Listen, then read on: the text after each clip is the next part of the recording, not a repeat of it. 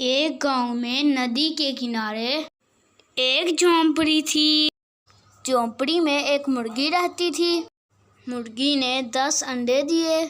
انڈوں میں سے 8 چوزے نکلے اور 2 انڈے رہ گئے۔ مرغی اپنے 2 انڈوں کو چھوڑ کر اپنے چوزوں کے ساتھ کھانا ڈھونڈنے نکلی۔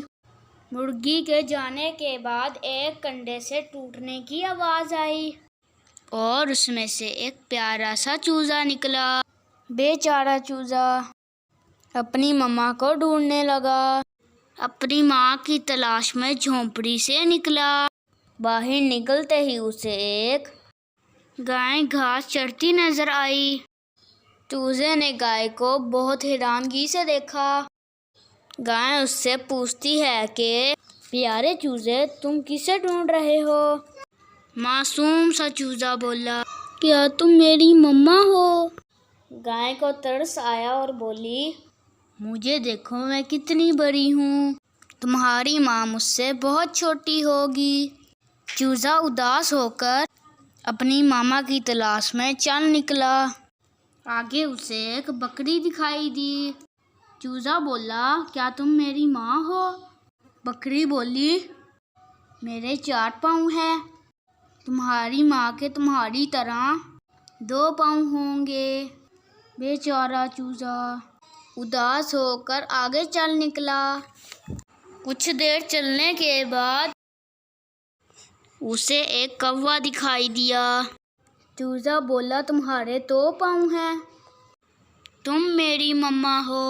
کوا بولا، میرے 2 پاؤں ضرور ہیں، مگر دیکھو میرا رنگ بہت کالا ہے، میں تمہاری ماں کیسے ہو سکتا ہوں؟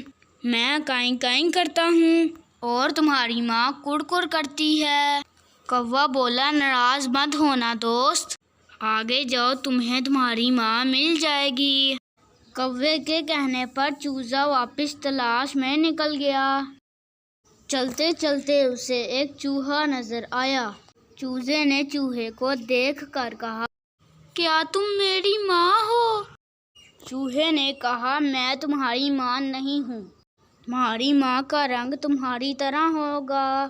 درخت پر بیٹھی ایک چیل یہ سارا منظر دیکھ رہی تھی۔ اس نے چوزے کی مدد کرنے کا سوچا اور چوزے سے کہا، وہاں درخت کی دوسری طرف جاؤ، تمہیں تمہاری ماں مل جائے گی۔ چوزا ادھر گیا تو اس نے دور سے ہی کرکر کی آواز سنی۔ مرغی نے دور سے آتے اپنے بچے کو پہچان لیا، اسے اپنے پاس بلایا اور اپنی باہوں میں لے لیا۔